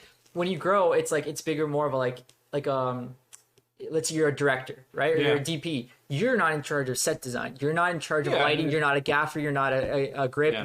You're just this specific role, right? But for right now, when people hire us, we're a little bit of jack of all trades. Yeah, we're doing everything. Exactly. We almost like location scout. We definitely location scout. Like we can't shoot there and there and there. Exactly. And they're just kind of like, give me the final product, and then this is what you're paying me for. If you want to do the selects, you're hiring me as a second person. If you want me to do that, I can do that, but here's the extra charge for that. Yeah, hell yeah. So it's like, you don't, no, like I'm here to give you the product. That's like the thing. I kind of struggle with it because, like, you know, when you have a retainer, like I had a couple of retainers, and it's like picky people, you know, like the hair stuff, for example. That's why I mentioned it. I had two with like being very specific, like my hair doesn't lie that way, and I don't like this style, but I love this and this, and I'm like, I hate the photos they select, and I'm like, and so it's not really working out, and I don't like picky people. No, exactly. It's stuff like that. You know, that's like the wrong focus. You should focus on the ROI, how you get the most bang out of it. You know, exactly. And like, you're the expert. You're the photographer. They should trust it. So it's definitely you can't just take everyone on retainer. They have to be good for you, and you have to be good for them. It's almost like it's a relationship. It's definitely is like a working relationship. So big time. So it's definitely like you can fire them, or they can fire you just as easily, because you all can ghost them. Boy, that's not good. Exactly. Yeah. But it's more smooth. Yeah. But yeah. So it just depends. And like sure, you can one-off them. Like, cool, we did this job. I got my money. Cool. This is the end of the relationship. Or people who like. I'm like, you always gotta end on good terms, because like. Yeah.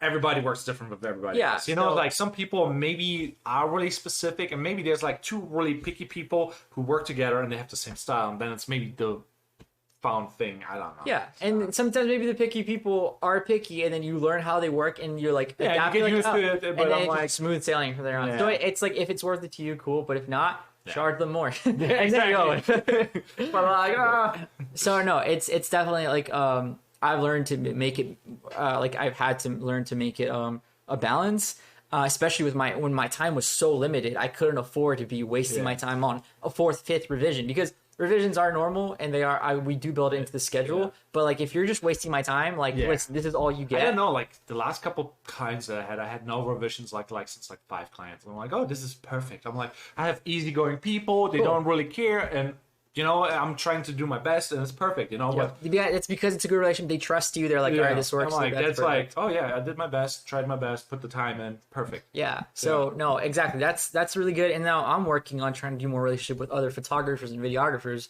because a lot of the time, like, I had something that a lot of people didn't have, was time in front of the computer. Yeah, because I was literally sorry. Hey, no worries. It's good. We all got the COVID here.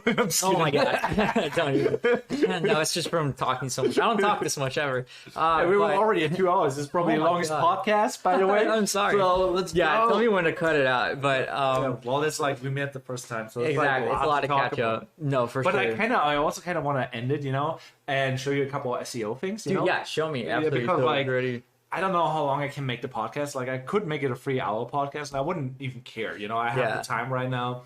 But then I have to leave, and then you will not see the SEO. I'm just telling you. Like, you have to tell me, because I don't really care. Well, what time do you have to leave it? Or what time do you have to cut? Like, you gotta get me out of the house. What time? There's no out of the house. You could go with me if you wanted to. No. If you want to drive me to Tampa and meet the people and make it behind the scenes, how I get fucked up, and I teach you how to hit 1 and 2 on the podcast. Yeah. No, just let me know. Yeah, let me know. No, there's no rules. Like I said, like there's. I probably go at like 2:30ish. I go to Tampa. That's like the thing. Like, if you even wanted to go with me, nobody cares. No, yeah, I got to shoot later today. But so let's just do this last topic, and then we can call it into the SEO. But yeah, no. So I've been trying to do more relationships. Like I said, I have time in front of the computer. Yeah. Because I was clocked in at work, and I had meetings, and I had.